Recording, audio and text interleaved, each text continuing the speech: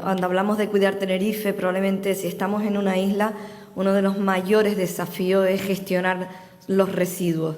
Cuando llegamos al gobierno del Cabildo, nos encontramos una situación de parálisis en el complejo ambiental que, sin lugar a dudas, pues, ha quedado atrás. En estos 2 años se le ha dado un impulso extraordinario. Estamos hablando de más de 700 millones de euros en la gestión de este complejo ambiental, con inversiones muy importantes, como destacaba la consejera, y también con la puesta en marcha de más puntos limpios. Estamos hablando de duplicar el número de puntos limpios precisamente para convertir los residuos en un recurso y gestionarlo de una forma adecuada. Y una parte muy importante tiene que ver con concienciar al conjunto de la ciudadanía de cómo tratamos, cómo abordamos esos residuos. Le doy la palabra al director insular de residuos, Alejandro Molouni.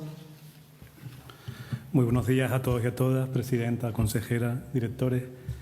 Me uno también a la felicitación, al agradecimiento a todos los compañeros del Cabildo por este esfuerzo que se ha hecho de gestión en estos 2 años, del cual estamos haciendo balance.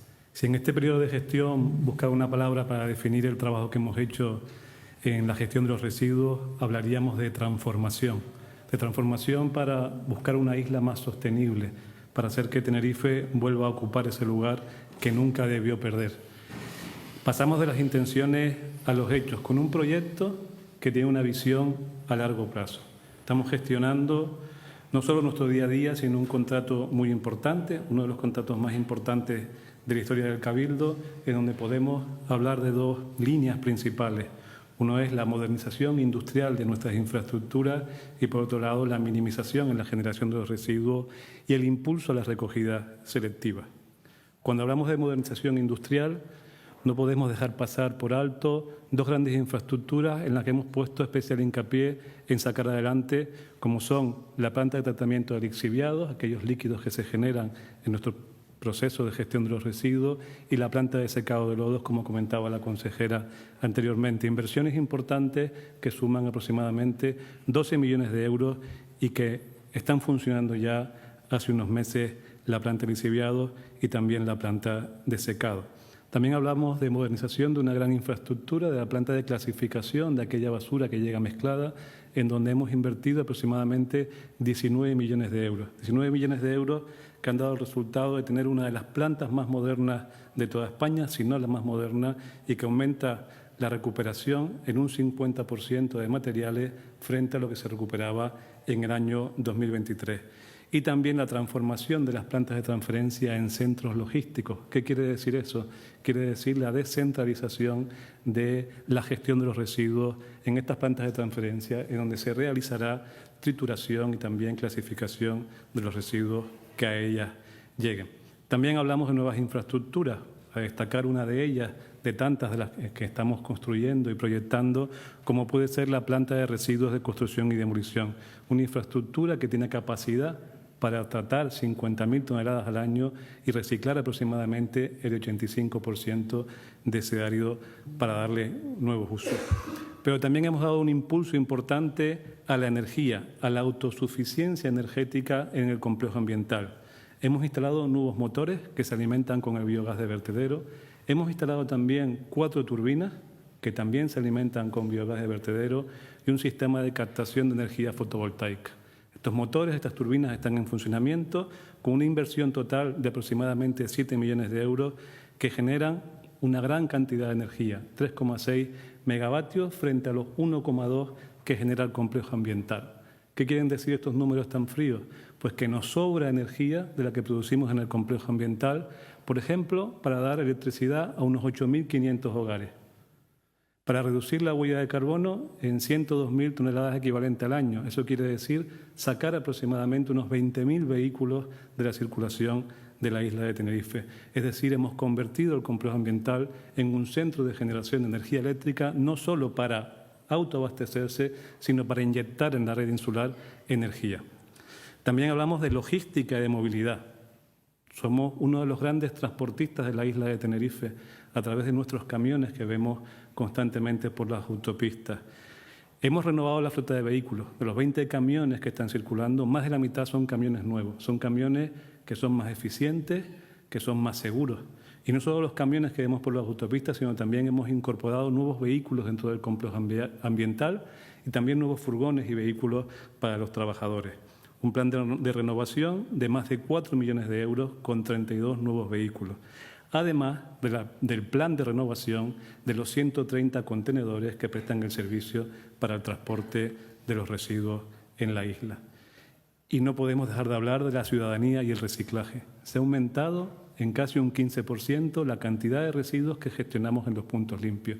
Y eso ha sido gracias al incremento también de personas que asisten a los puntos limpios. Hablamos de casi 300.000 personas que asisten a los puntos limpios para depositar sus residuos de manera separada, gratuita, y para darle la oportunidad de convertirse en recursos, en materia prima, para después poder volver a utilizarlos y que no se conviertan en basura.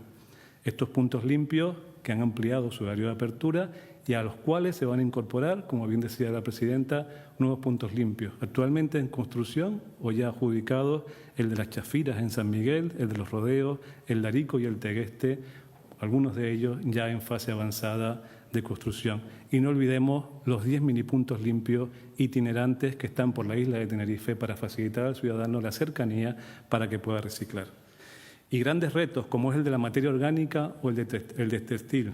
La materia orgánica, que a día de hoy estamos en cifras de 2.500 toneladas en el año 2025, cifras bajas que tenemos que aumentar porque solo 9 de los 31 municipios de la isla de Tenerife están recogiendo a día de hoy la materia orgánica de manera selectiva.